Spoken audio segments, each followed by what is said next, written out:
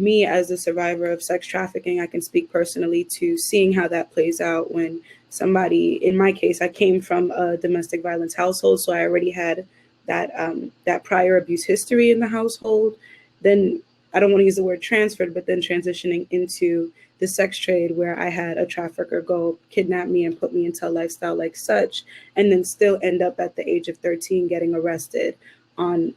prostitution charges when, like you mentioned, I'm not old enough to consent. So just to see how our country really treats people that are marginalized and treats us that are the victims in this particular sense and the ones that come from the violence and the abuse, seeing how we transition to be the criminals is really not only baffling but very frustrating. And it's even outside, at least in the work that I've seen and in the work that I've done, it's even more than just sex trafficking. We see this with a rape victim or anybody who has gone through some type of sexual abuse or assault, and instead of the person that is raping or abusing be criminalized or be held accountable, it's the woman who gets asked all of the questions on her outfit, what she was doing, why was she out so late. So we see how it's